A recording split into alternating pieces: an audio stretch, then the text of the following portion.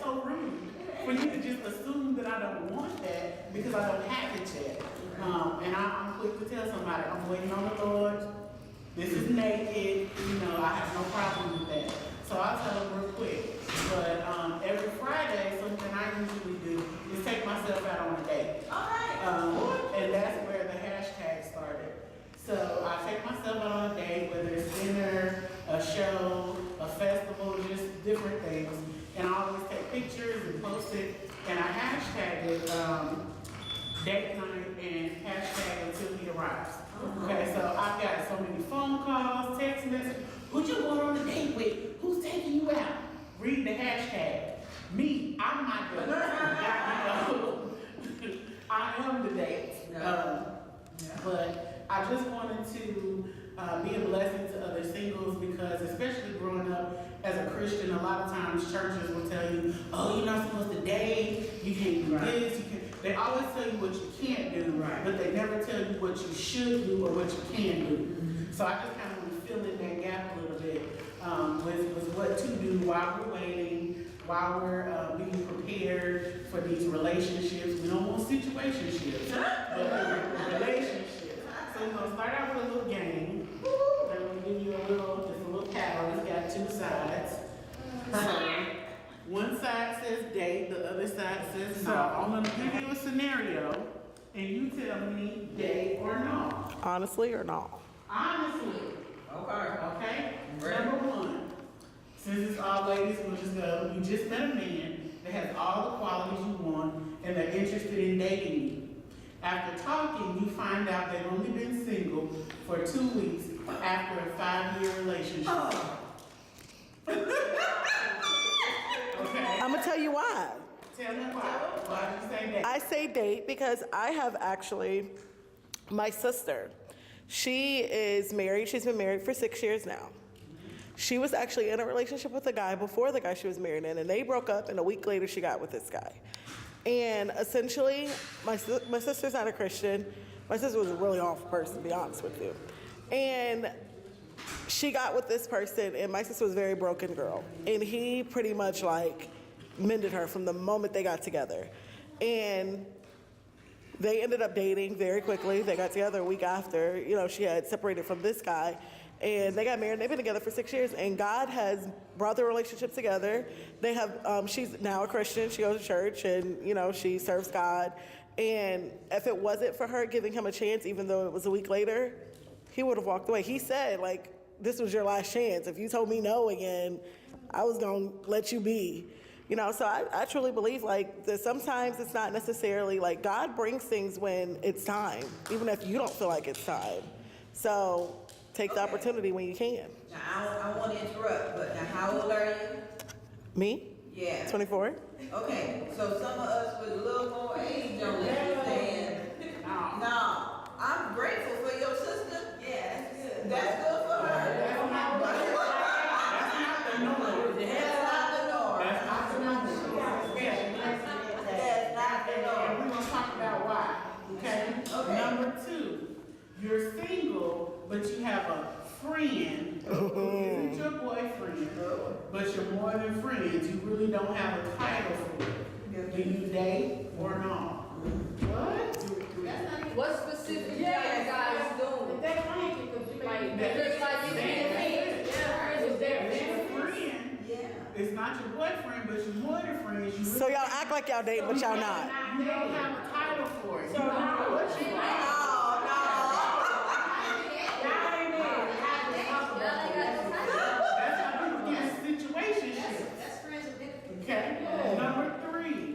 there's someone you want to date, but they have a huge deal breaker on your list. They're amazing in every other way, but there's just this one thing: date or not.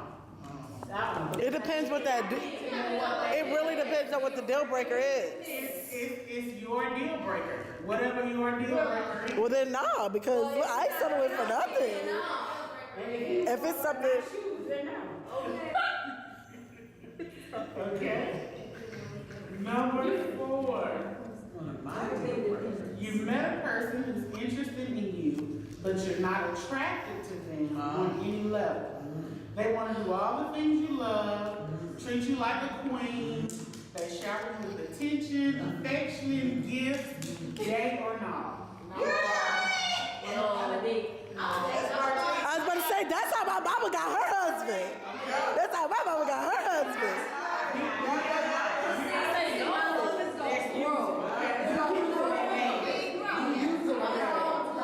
Last one, number 5. Your suitor says everything you want to hear. They tell you all their hopes and aspirations are the same as yours. You want to do all the same things, but their actions don't match up. They are wrong. Nah, bruh. Nah, bruh. All right, cool. Okay, so that's our little icebreaker. And I try to throw in a good mix of situations and scenarios because these are things that come up. These are things that happen. So with each one of these, you gotta check your motives and intents. We had a mixed group of answers on the question about the person that wanted to shower you with everything, but you're not attracted to them. Yeah. Why? Why would you date them if you're not attracted to them? Me, essentially, I would date them because, like, sometimes someone that you don't physically see attractive, you end up getting attracted to the personality that they have. But attraction is not just physical. I said on any level. On any. So you basically wasting your time. Oh, okay. My bad.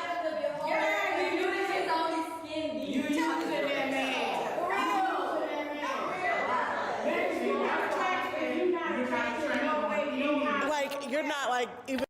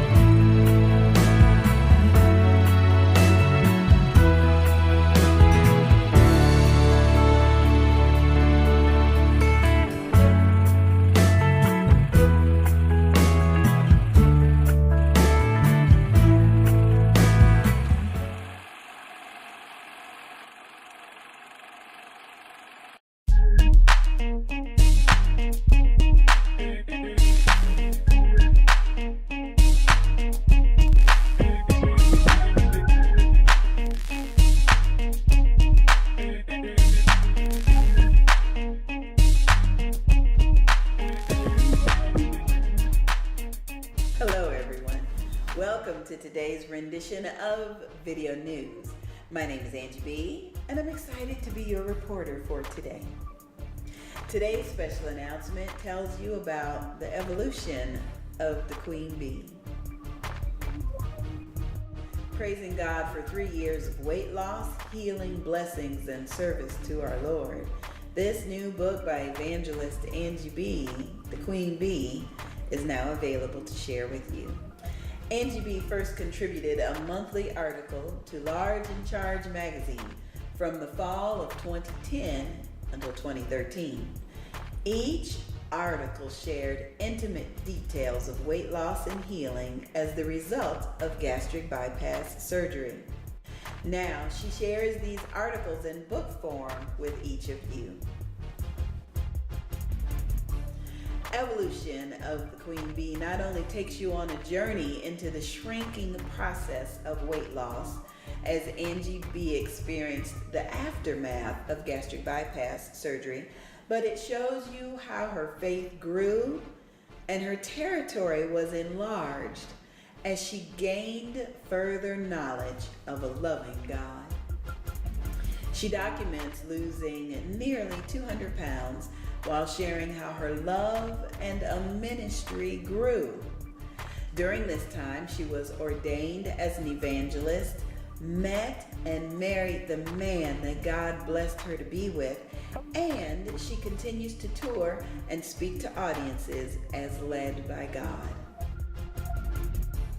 With contributions from her sister, Sonia Bennett, and photos that reveal the physical changes, this book will encourage you and uplift you to a higher level of expression, self-esteem, and joy in the Lord. Don't be dejected and sad, for the joy of the Lord is your strength. It's time to order your copy of The Evolution of the Queen Bee by evangelist Angie BEE.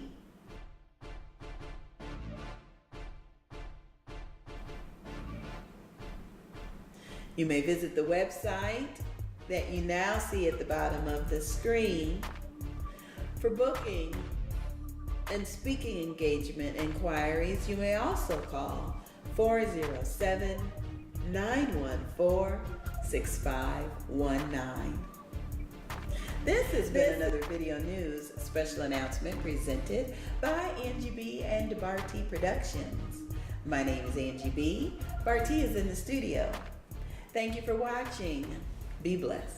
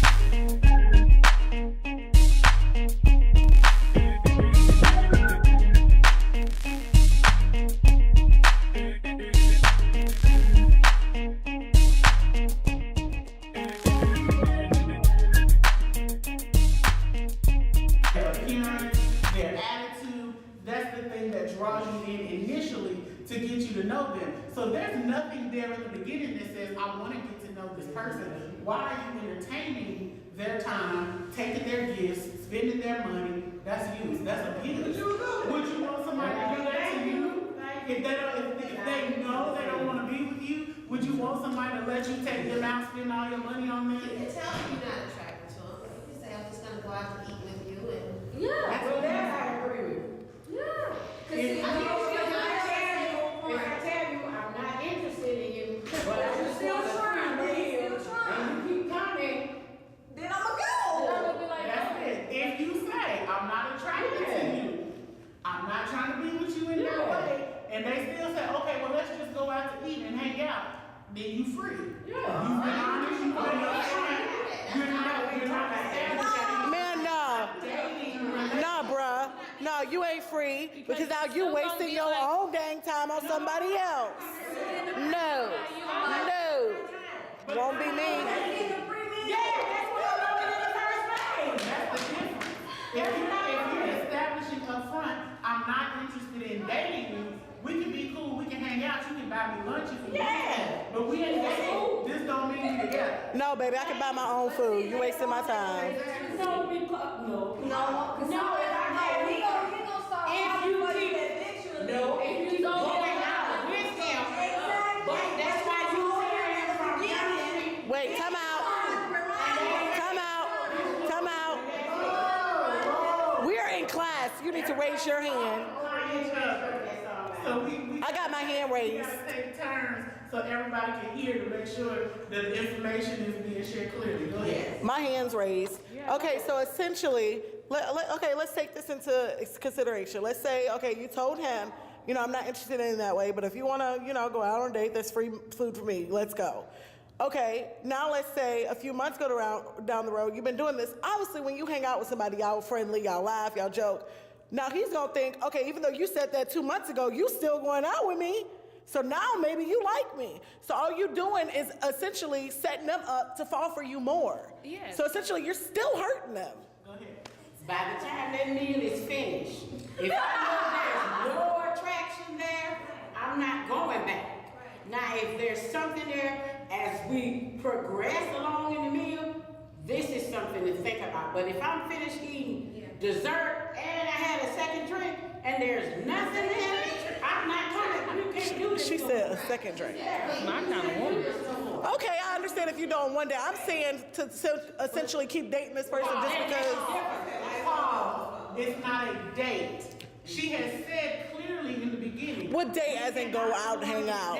Hang out. If you want to hang out and go grab some food, you've clarified your intentions. I don't want to date you, but if we're gonna go hang out as friends, yes, you can buy me a meal. Look. Maybe I'll buy you one. Look, I call everything a date. When I go out with her, I'm like, come on, Angela, we going on a date. Everything What's the difference between that and me and my girlfriend going out, me and you going out? That's the same thing. It's all about, it's all about motive and intent. Okay. What are your Yeah, but your motive ain't trying to, Yeah, your motive, a man's motive is gonna be to, Okay. hey girl, But hey. can we have motive and intent with the opposite sex when all men want to do is Everybody has motive and intent. My entire Dungeons and Dragons guild, ain't none of them looking at me like that.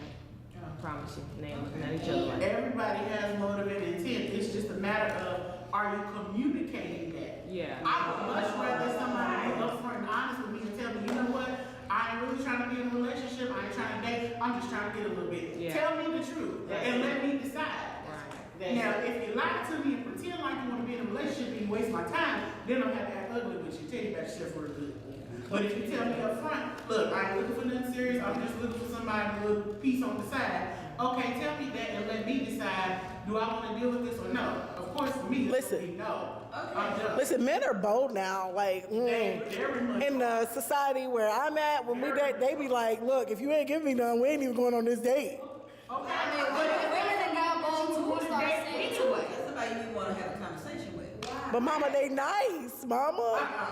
But they nice. Okay, let me ask. Okay, so They said they'll give me I candy. know somebody who found out she a side chick, and she like, okay, Oh, yes. he a side chick, Yes. but he told her from the beginning he didn't want to be in a relationship. That's all. Okay, but now the main piece they got kicked to the curb. And now She she's got the no main piece. What do I say to her? That to the side chick? I know.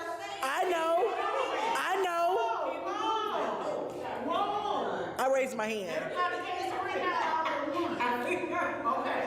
We gonna put that question on the hold. No, I gotta say it. We gonna get into some of these points. Listen, and she's gonna know what to You say gonna, to decide. you better hold this camera because she done got me started.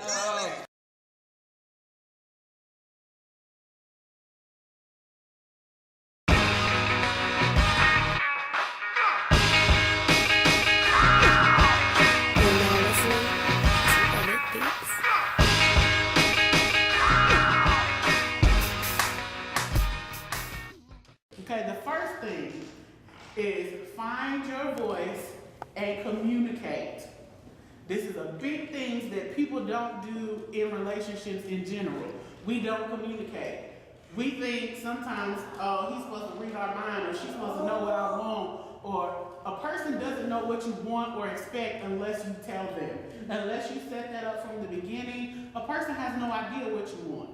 They may try to figure it out, and some people, they may just treat you like everybody else that they've been involved with. So if you don't know how to voice what you want, what you expect, what you will and won't put up with, how are they gonna know? Wow. Until you get in that situation where they do something that pushes all your buttons, and then you mad, ready to flip off, and say everything, and call them everything but a child of God. So you have to find your voice. And when I say find your voice, I mean figure out who you are as a person. 3 things. Who am I? Where am I? And how did I get to this point?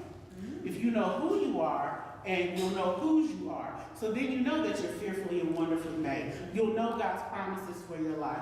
You'll know that He wants nothing but the best for you. So that sets your standards high already. So you're not scraping the bottom of the barrel and settling.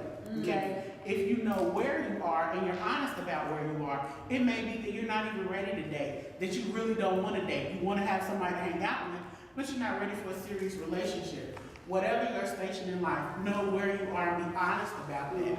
Okay? If you're just coming out of a relationship and you've been hurt and your heart is still feeling like a chop steak because you done got stepped on, walked on, abused, it may not be the time for you to date, but you need to know that and be honest about it, because if you date and you go into that situation and your heart is already tender, you're going to be more susceptible to be abused, to be used, to settle.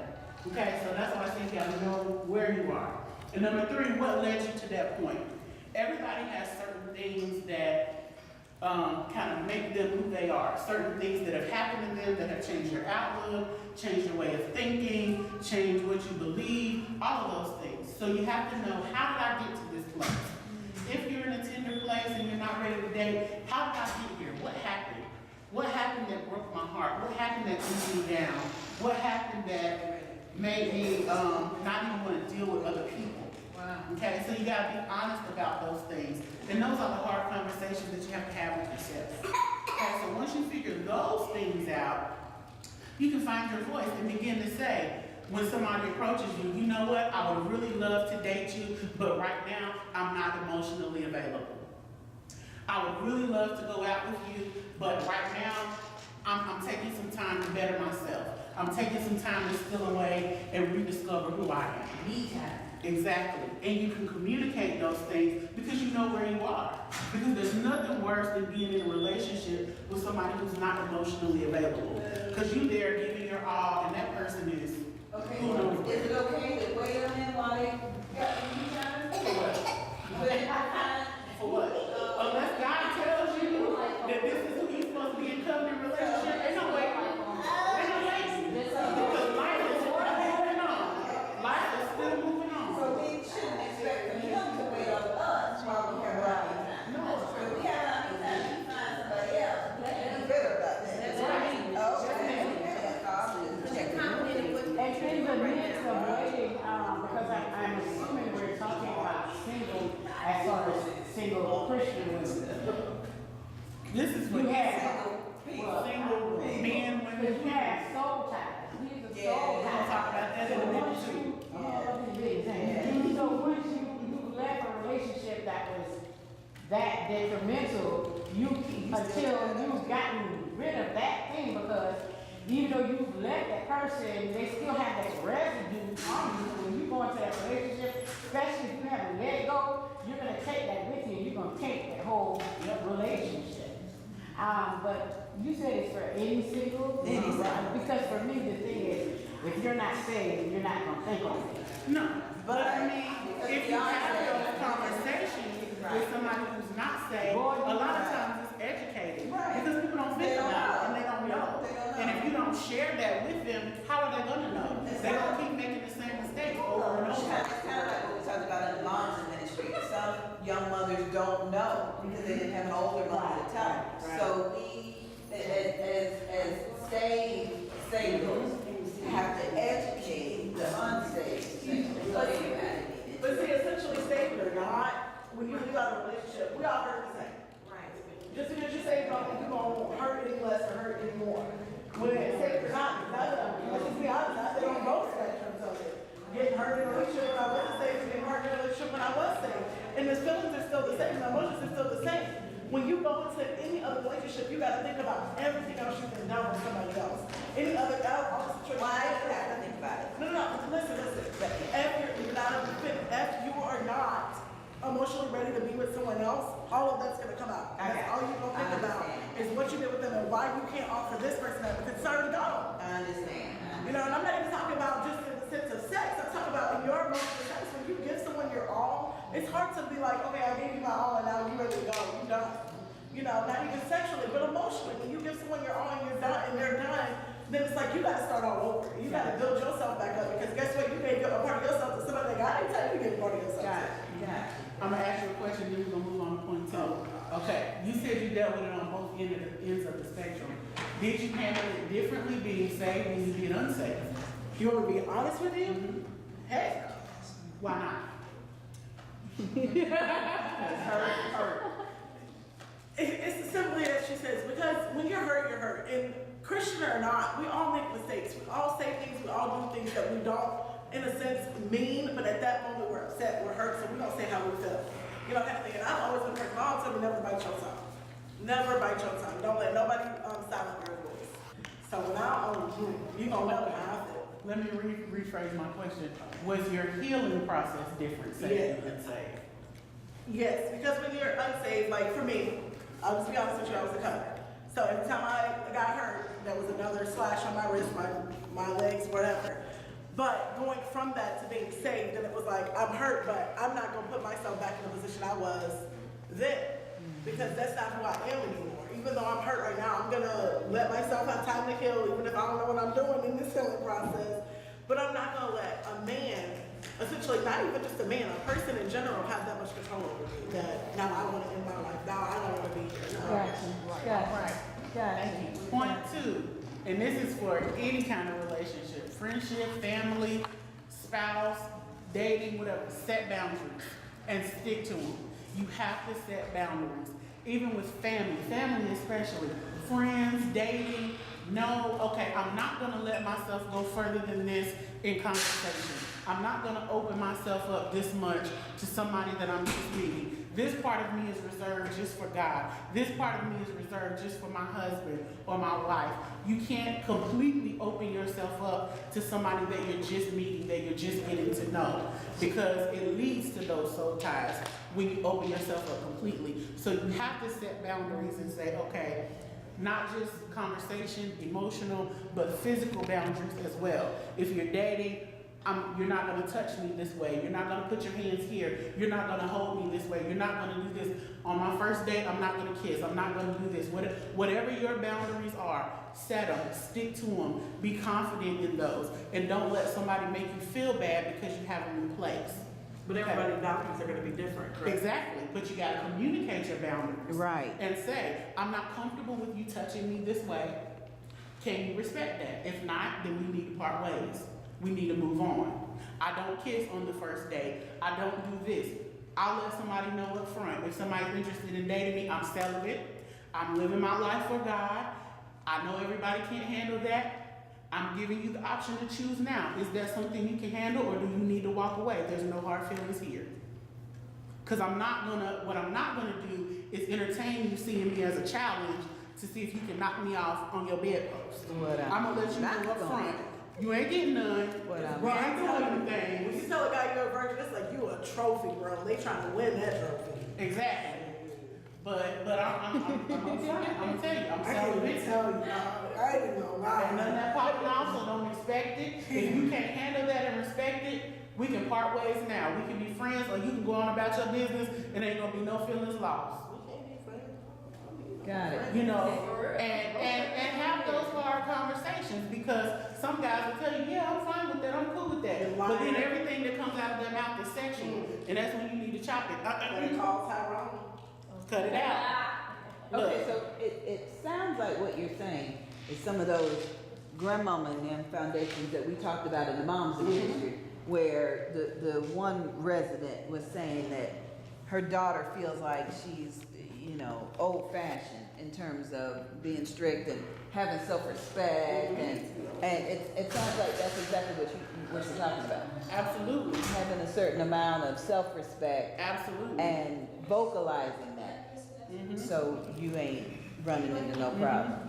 But boundaries is also more than just a matter of self-respect. Especially as Christians, you have to set boundaries up here, because our minds can get so carried away into fantasy, into lust, into all of those things.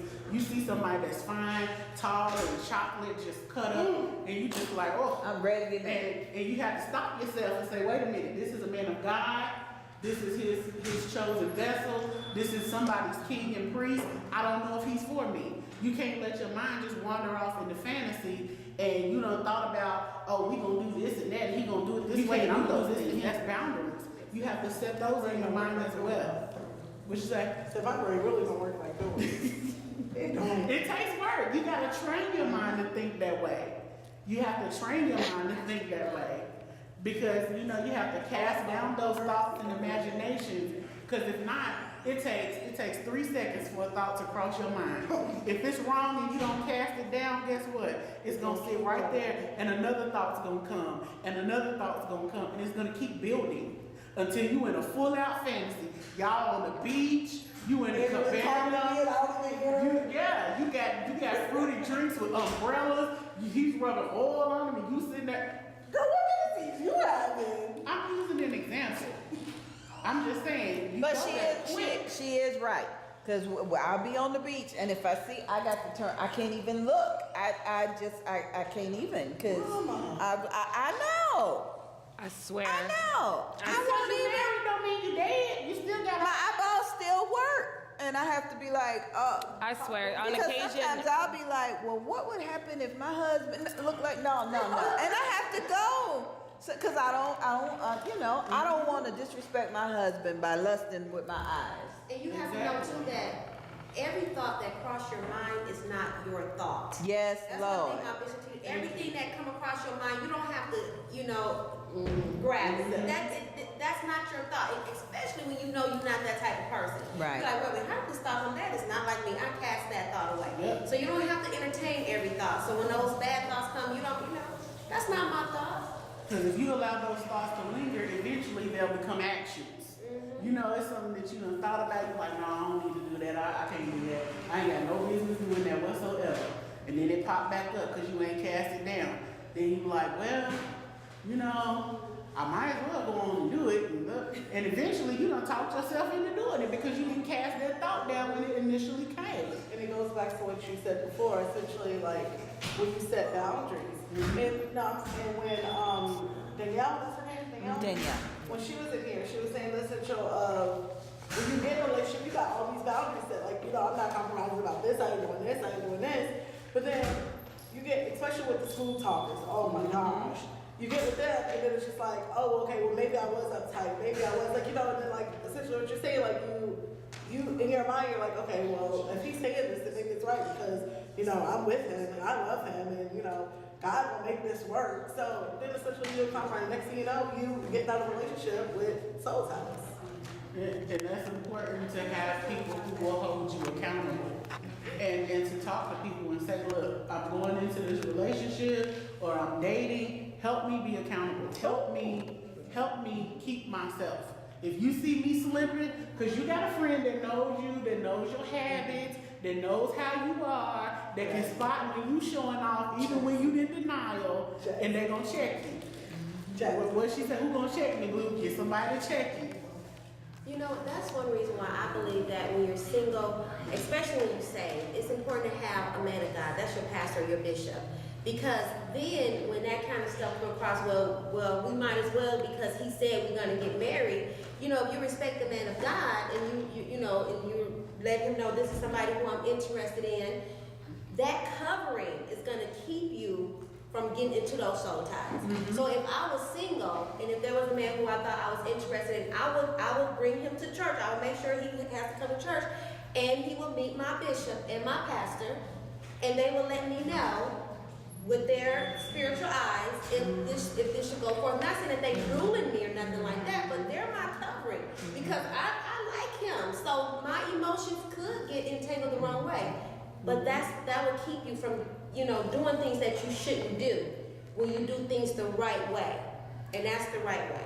Now, I like what you said about having somebody else hold you accountable. I know back in the day, I'm a little too young to be able to say it, but there were some churches that taught double dating. You didn't go out on a date, just the two of you. Two couples would go out. Unescorted. Yeah, you didn't go out on a date unescorted. Yeah. And now I've got Christian rappers that I tour with. If they're single, they'll bring a buddy with them. Yeah. Like you saw Denoted Poetry Ministry, you saw Danielle. They go as a pair. So that, spiritually when they ministered and left it all out, that's when everybody, oh baby, you look good, you look fine. That's when everybody want to start pushing up on them. So we got folks to keep us accountable when we're out. Yeah, that's important. And back to what she was saying about covering, whenever you're dating, the man of God that you're supposed to be dating should be your covering. Mm-hmm. If he's gonna be your spouse, if you're looking at marriage, if that's why you're dating, then you should always think with the mindset, okay, this man is gonna be my covering. And he should have that same mindset. That's right. Because if he's your covering, he's gonna wanna guard your honor, protect your honor, and protect your integrity. Right. And not be trying to get you in the bed and fast talk you into compromising, doing stuff that you ain't supposed to be doing. Okay, so keep that in the back of your mind. All right. I have a set of godly standards that I weigh you against. If you ain't hitting these points, it ain't even no point in us continuing in conversation. Like, if you ain't, I need you to know how to pray. I need you to know God for yourself. If I feel like you can't cover me in the spirit, we cut it. It's a wrap. Ain't no point in us wasting time. Well. Because going back to finding your voice and knowing who you are and where you are, I know the call that's on my life. No. And so I know that I have to have a strong man of God Yeah. that can cover me in that walk. And if you're not there yet, God bless you. I love you. I'm praying for you. But you can't be my covering. So there ain't no point in us walking together.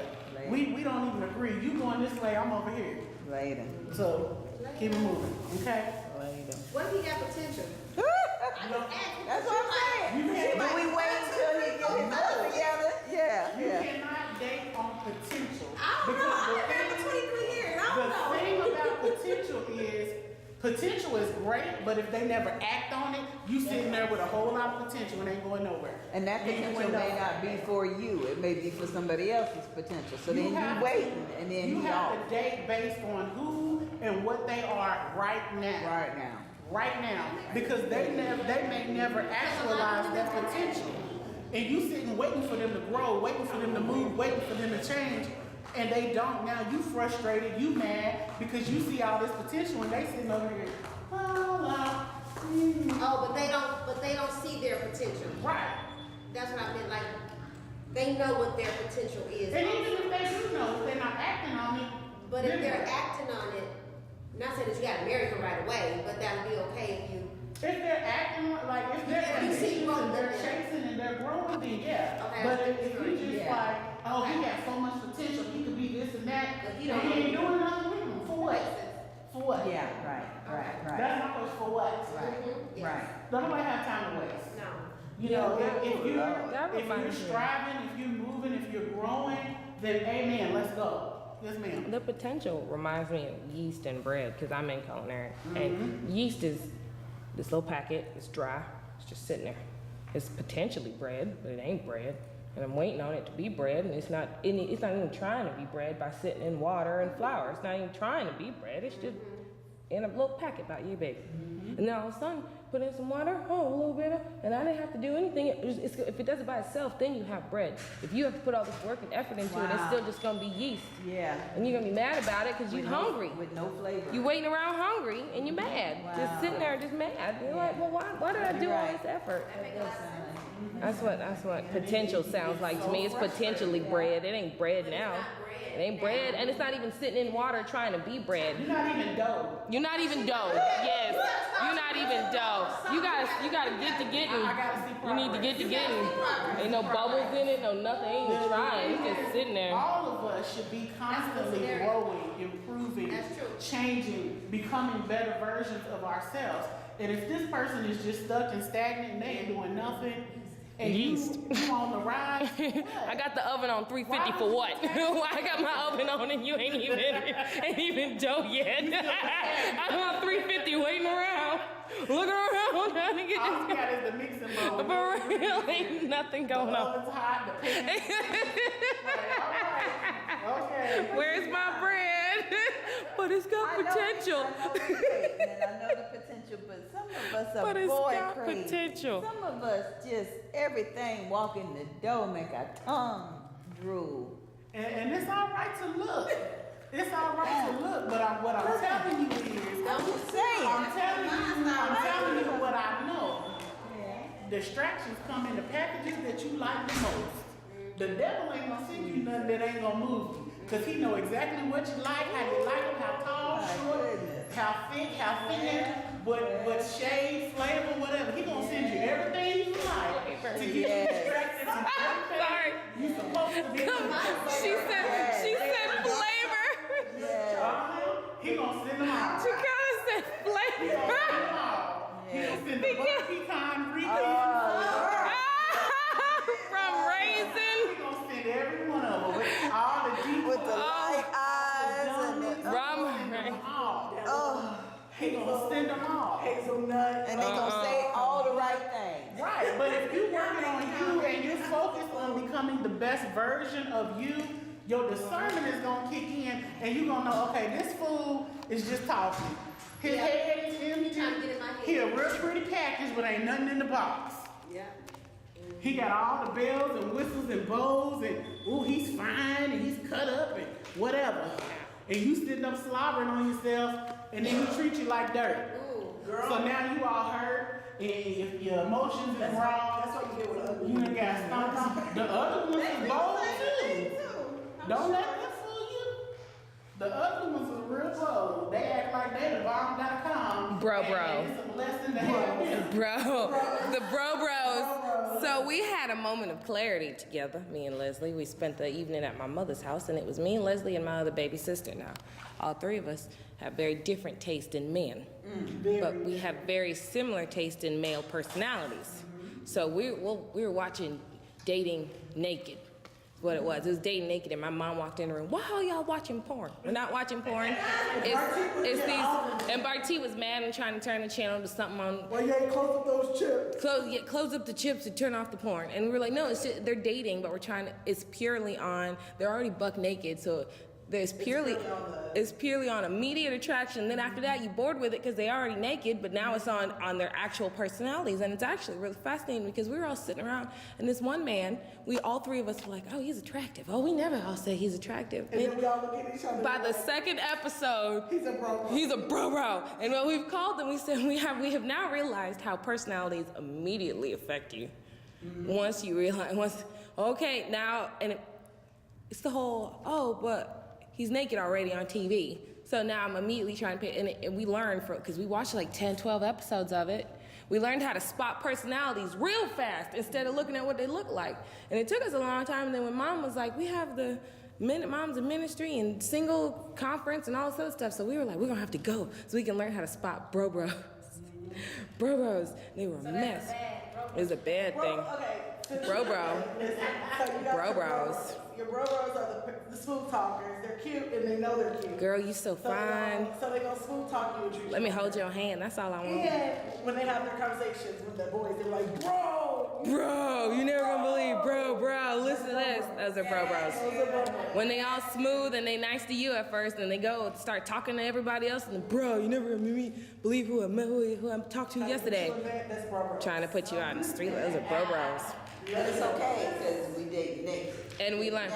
They were all already naked, plus they on national TV. People are like, oh, they naked. But in my perspective, it's a great, obviously, I would just go out and be like, oh, let's go naked. But the logic behind it is relatively sound. The logic behind it changes your mindset. Because when you first have to show, you're like, oh, let's just date naked kind of thing.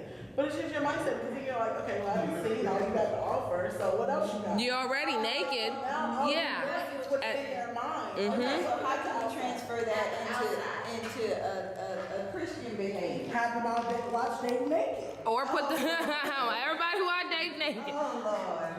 You gotta get to that place up here where you peel back the layers Faster. outside and look at what's inside. Yeah. And get back to the point of getting to know people. I got it. Everybody moves so fast now. Nobody takes the time to sit down and have in-depth conversation. To have stimulating in-depth conversation. Oh, what you do? What you like to do?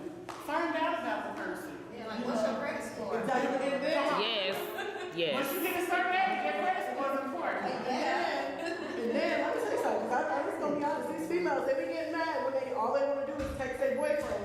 And then when their boyfriend break up with text, well, he couldn't come to me in my face. Well, y'all saw face to face. That's all you expect. So how you going to expect to have a sit down and have a real conversation? And that's when it comes with the boundaries. How do you expect to sit down with somebody and have a real conversation with them when all you're doing is expressing your feelings over text messages? And I did something like that. It was always texting. I'm like, no, I don't. All this show me is you upset. But then you come to me and tell me you're not upset. But I need this. Exactly. I need face to face. I need your time. I need your presence. Because you can say anything over text, over email. But guess what? Emotion doesn't translate in type text. It was like I need to read your facial I think it was Angela that told me this. She says, or maybe it wasn't Angela, but somebody said that they were like, people just build these imaginary muscles when they behind the computer screen. Yes. On the phone. Yes. They all of a sudden got these balls of steel and all these muscles and going, I can do anything and I'm gonna just say whatever I want, this, that, and the other. Face to face, it's like if somebody texts you, it's all in how you perceive it. But if they say it to you in person, you know exactly how they mean it. Because if I read a text and I'm already feeling some type of way, and I'm like, okay, wait a minute, you being smart? Or maybe I read it. Yeah. And they didn't even mean it that way, but it's a text. So it's all how I'm reading it and how I'm perceiving it. And they ain't mean it that way. So they're like, what you talking about? No, I wasn't being smart. What? So we gotta get back to having face-to-face conversations and spending quality time. And I learned that the hard way because, like, I'll be honest, and well, maybe it's just my generation, I don't know. But I feel more comfortable, I'll just be honest with you, I feel more comfortable texting you than talking on the phone.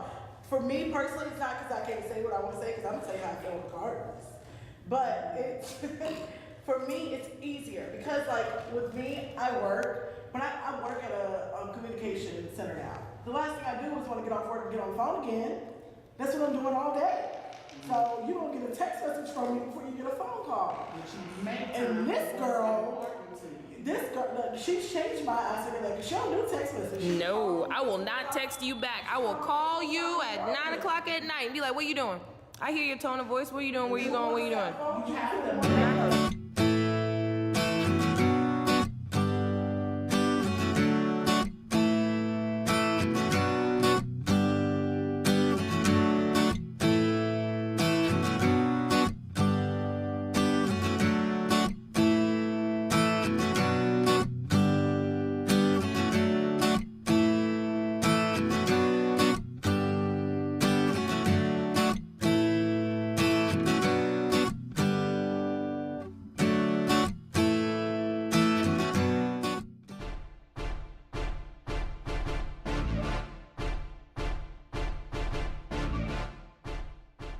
Text me. what's important to you. Because if all you do is text, if all you do is text me, I I'm don't like, text. okay, text is appropriate in one context. But at some point or another, I should hear your voice, you should hear mine. It don't take long to have a conversation on the phone.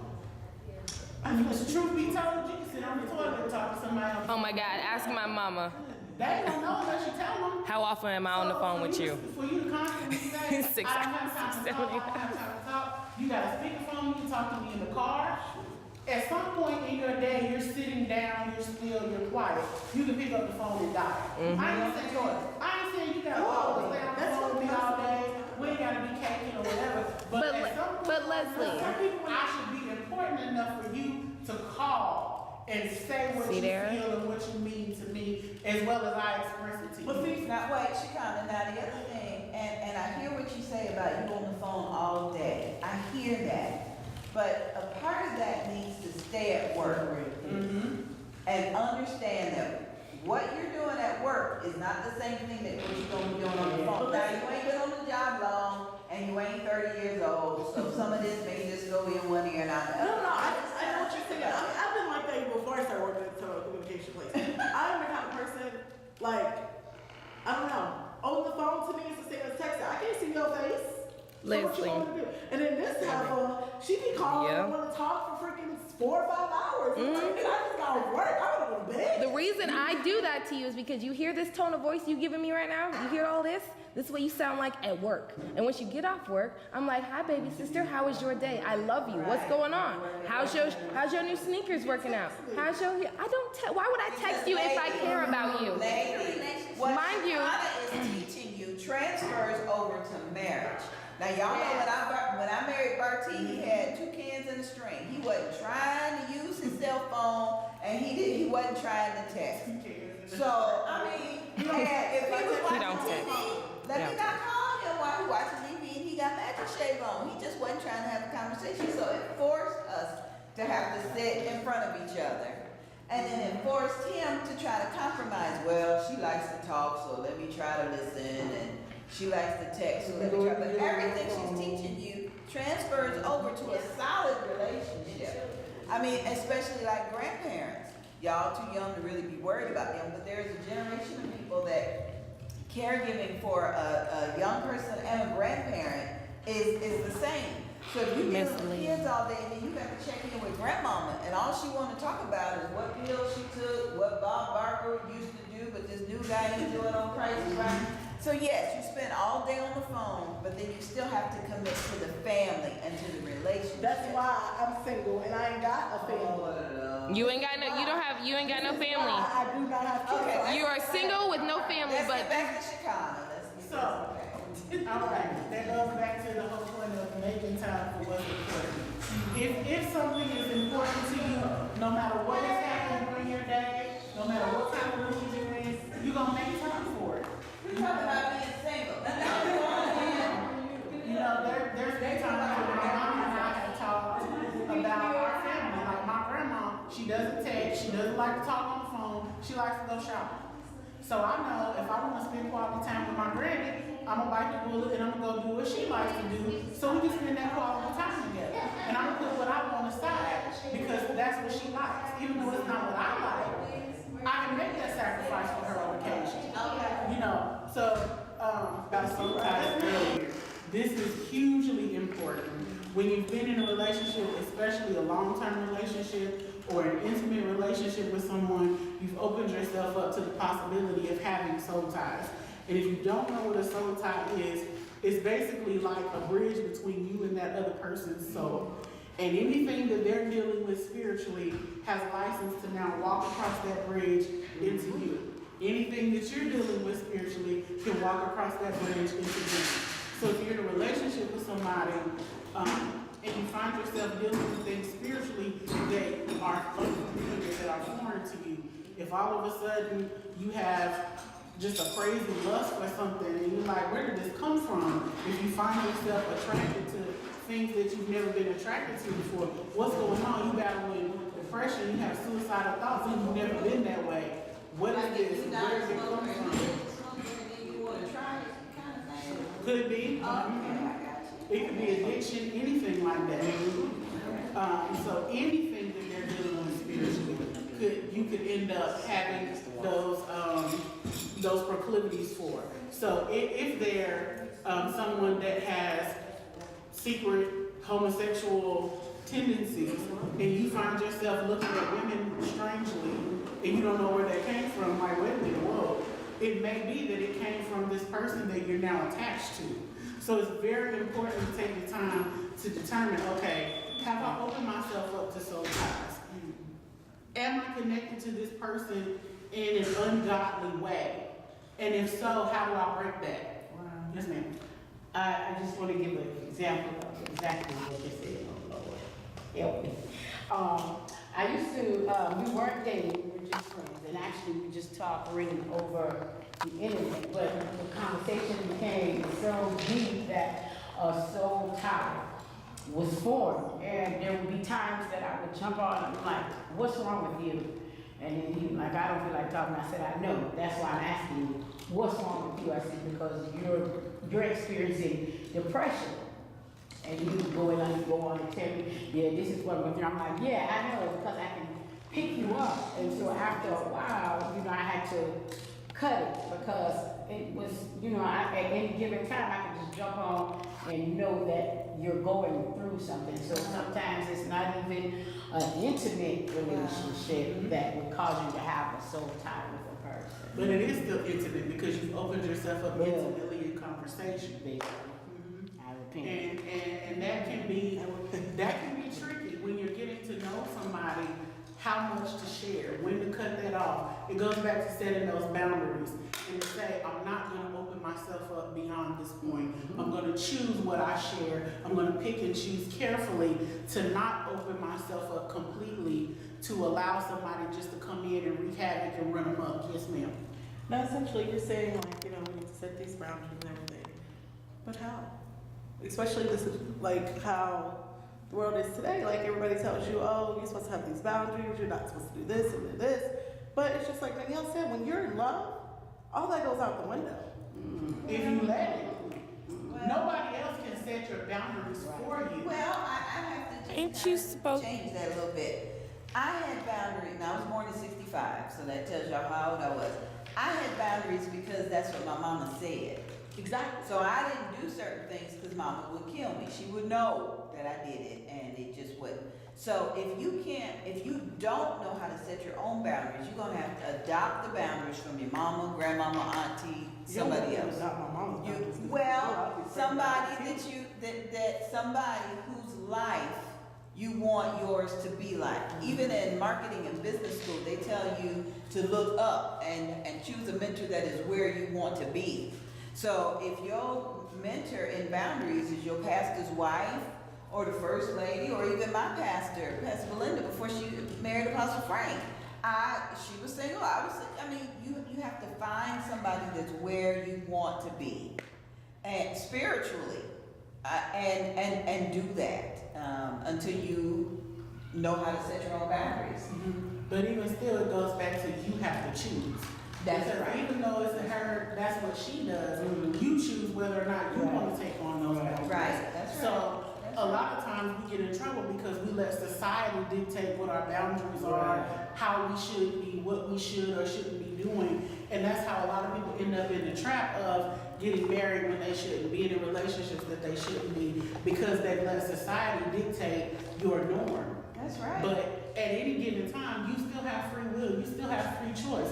God gave each of us a mind and free will and choice and options. He gave us that ability to choose and to pick and choose what and how we want to live.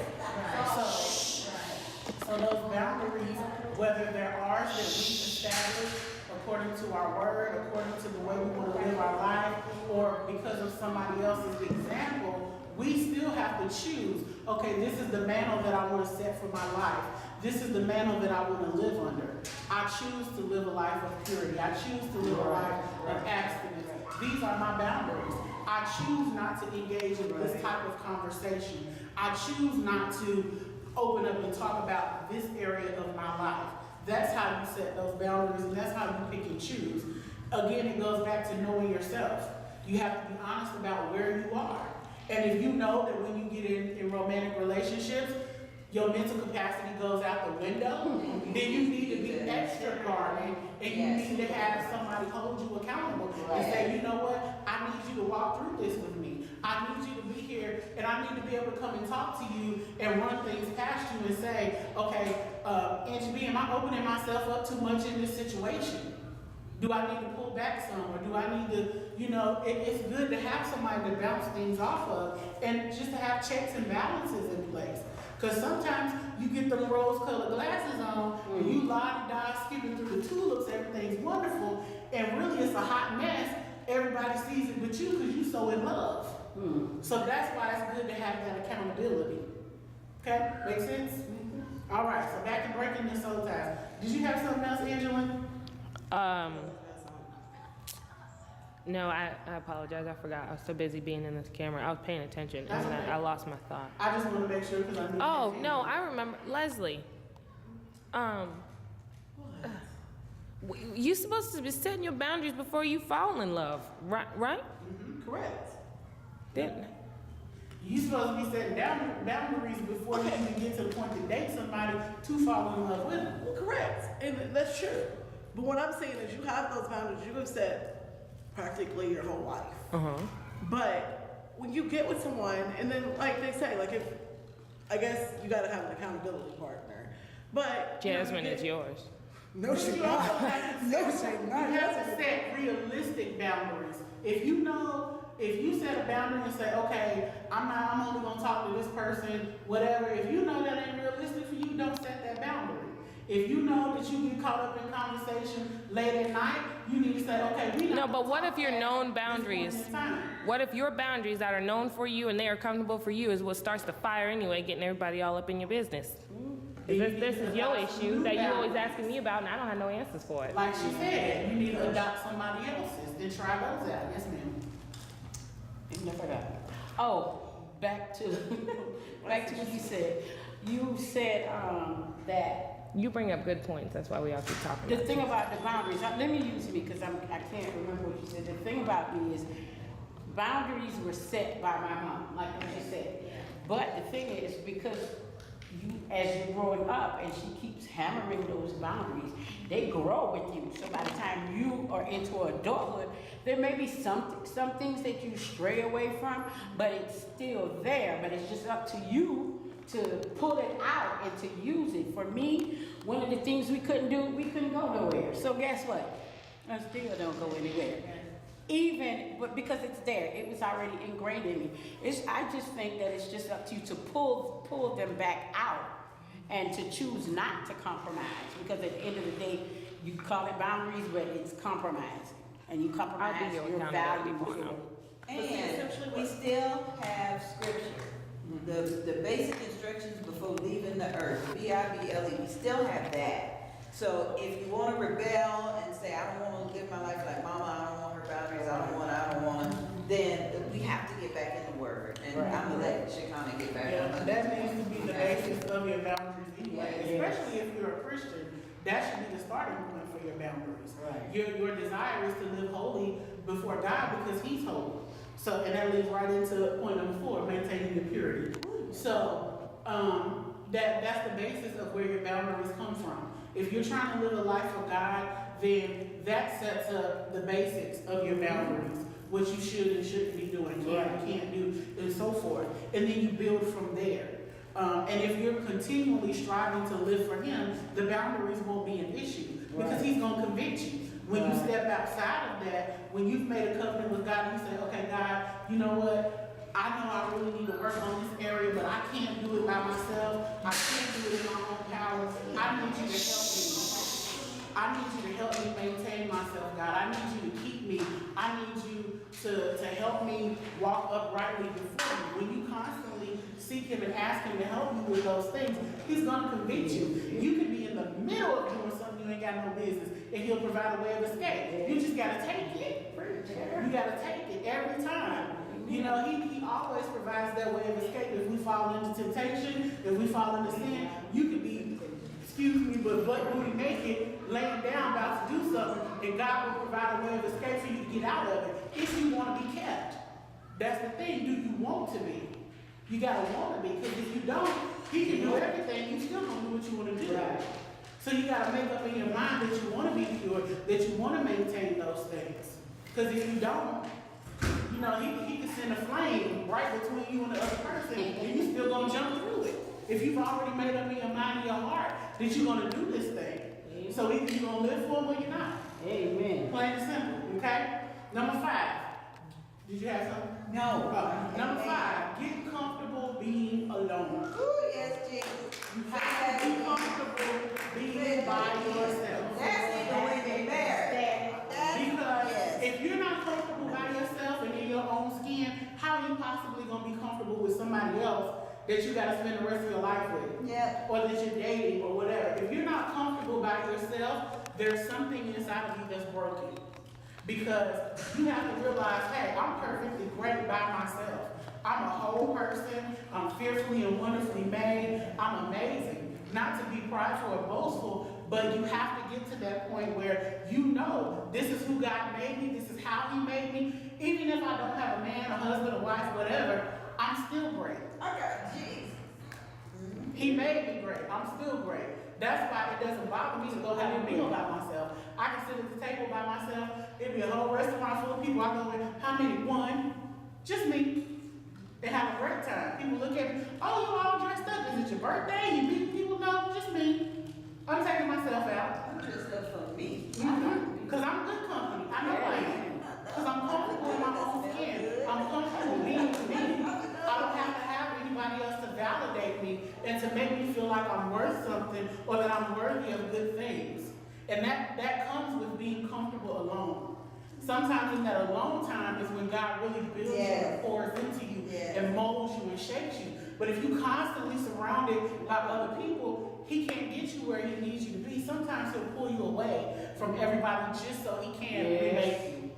But if you're constantly kicking against that and fighting that, you're going to go through the process over and over and over and over again. And you're going to be mad and frustrated because none of your relationships are going to work. And alone time can also be quiet. Yes, you ma'am. don't fill the void with too much music, too much work, too much. Sometimes you just need to get in His presence and And listen. just be quiet. Just Listen. Yeah. Be still and know that He is God. Yes. Number 6, cultivate relationships. Ooh. Regardless of whether you're married, whether you're dating, single, whatever, you need to have good, healthy relationships. Everybody needs friends. You need a group of girlfriends, group of guy friends, married friends, single friends. cultivate relationships. And when I say cultivate, I mean be present. Put the phone down. Spend time talking, hanging out, enjoy the moment. Want some more? Be present, enjoy it.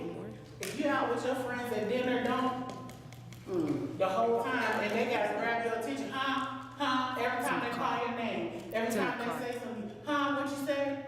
Be present. When I hang out with my friends, phones go up. It's family time.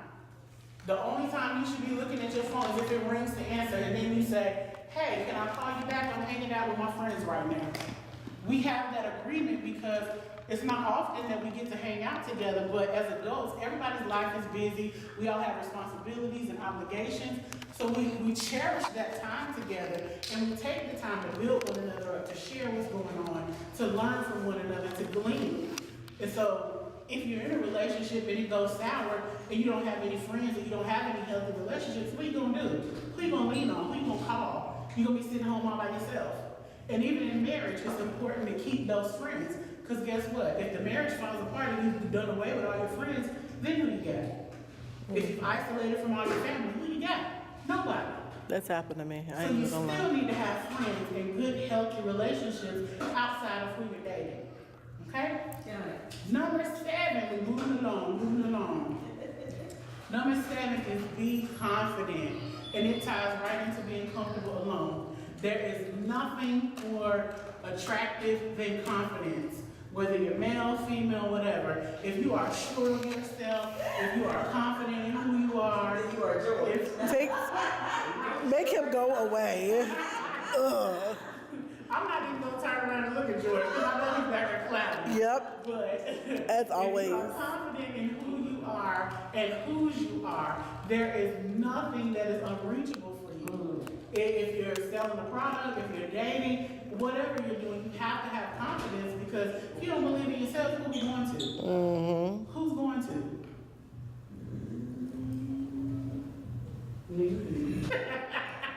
You gotta be confident. And I know sometimes it's really hard to be confident when you've been broken. Dealing with rejection can destroy your confidence. But it's a natural part of life. Whether it's in business, in education, in relationships, you always have to deal with rejection. So don't let being rejected destroy your confidence. If you're rejected, just remember, okay, God has something better for me. He may be blocking me from something that could be very detrimental to me. I thank God for everything that He's blocked me from. All the relationships, the jobs, whatever it is that I didn't get, it wasn't for me. And I'm thankful. Some people that have tried to date me, You hear that? You hear that? Hey there, family. It's your girl, Angie BEE, your host of the hottest home hotspot worldwide. And Angie BEE is proud to present the concert that you don't want to miss.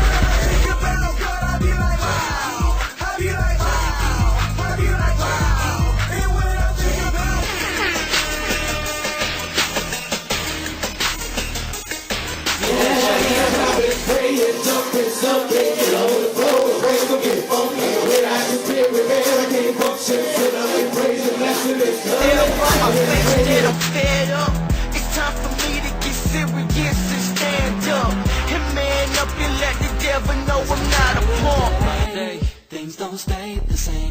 Know that God has made a way through His love. Genesis 2:18, where it all began before she stepped on the scene. Woman, what a beautiful name. Birth of man's ribs to help share the pain. It's the tour that Angie BEE presents. Give us a call at 407-914-6519. That's 407-914-6519. It's time for you to book the tour that Angie BEE presents. Y'all get ready, because we coming.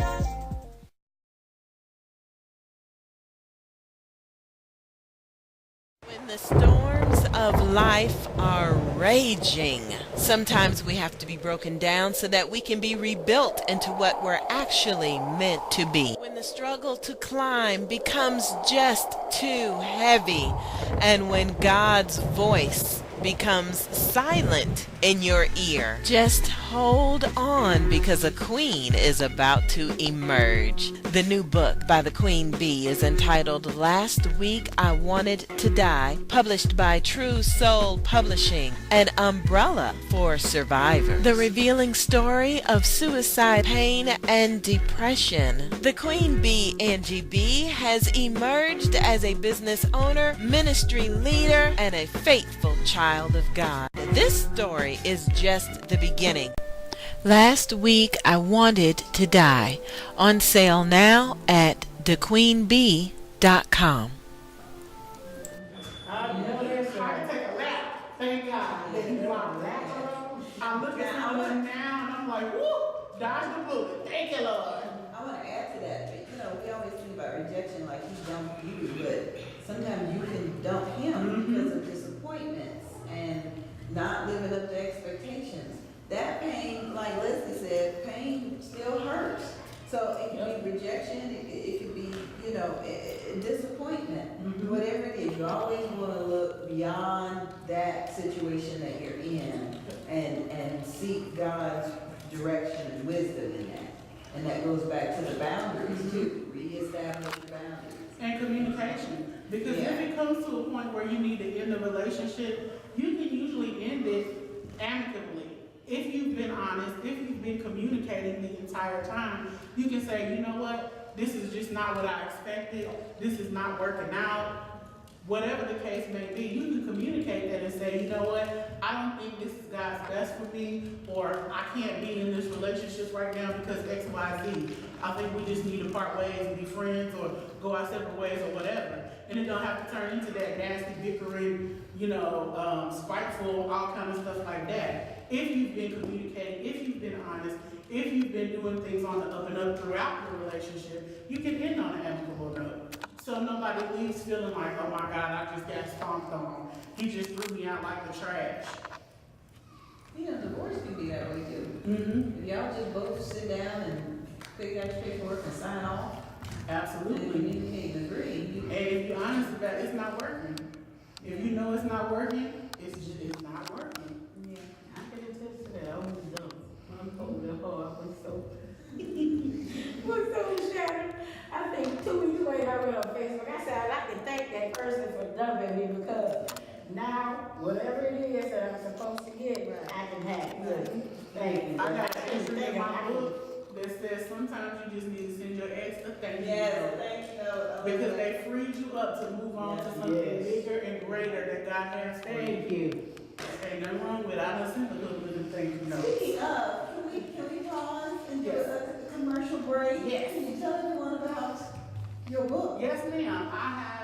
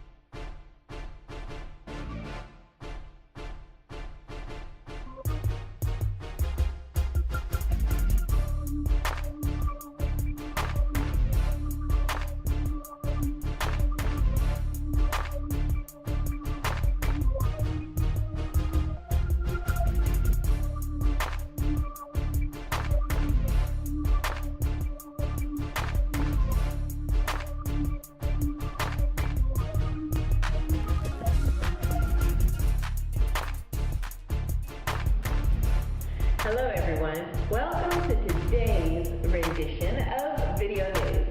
My name is Angie BEE, and I'm really excited about being your reporter for today.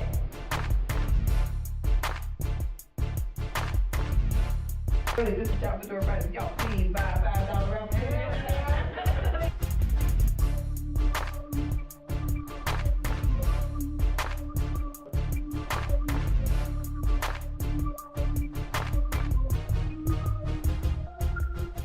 Ain't doing something to you, somebody doing something to somebody that you know.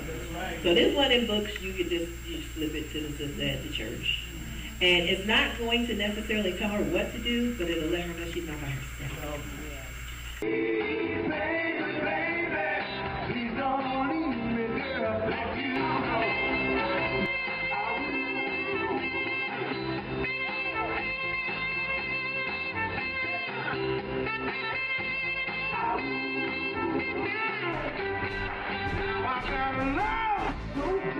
You're the pit of my heart.